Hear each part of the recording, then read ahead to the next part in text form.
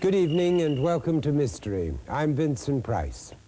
Tonight, Malice Domestic draws Sherlock Holmes into the mysterious adventure of the Musgrave ritual. Now, Holmes was a man of habits. For instance, he kept his cigars in his coal scuttle and his shag tobacco in the toe of a Persian slipper, and his unfinished correspondence was stuck into his mantelpiece with the blade of a jackknife.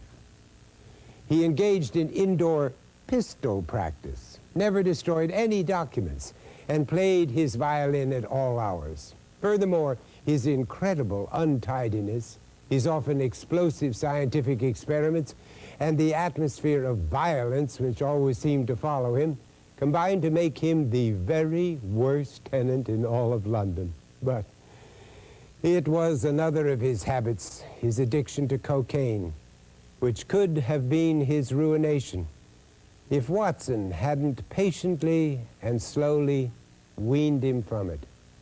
The doctor's description of Holmes's nervous activity make it quite evident that the great detective's addiction was a very, very serious one. Watson tells us that when Holmes was not involved in the excitement of a new case, he would try to escape through the drug.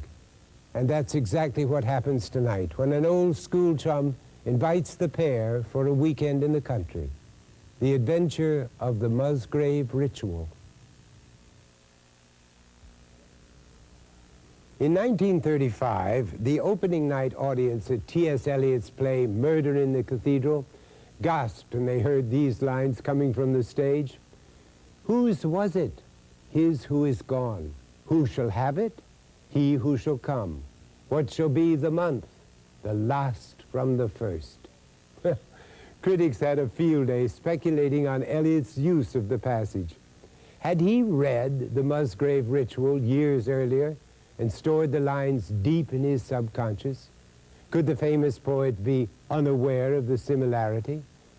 Well, someone finally asked Eliot, and he replied, "My use of the Musgrave ritual was deliberate and wholly conscious. Every writer owes something to Holmes." Eliot made several references to Holmes's tales in many of his poems, but it is in his Old Possum's Book of Practical Cats that he demonstrates the sincerest form of flattery. His description of Macavity, the mystery cat, is an out-and-out imitation of Professor Moriarty. Macavity's the mystery cat. He's called the Hidden Paw, for he's the master criminal who can defy the law.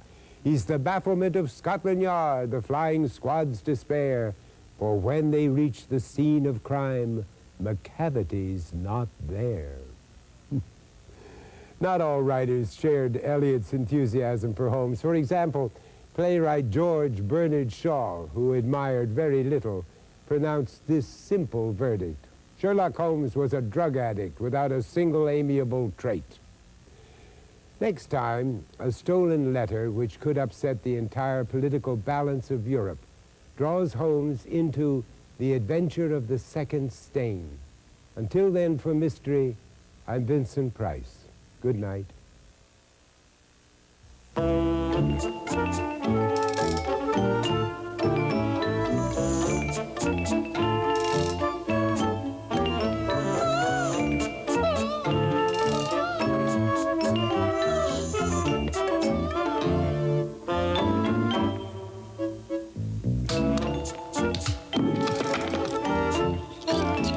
Mystery is made possible by a grant from Mogul Corporation.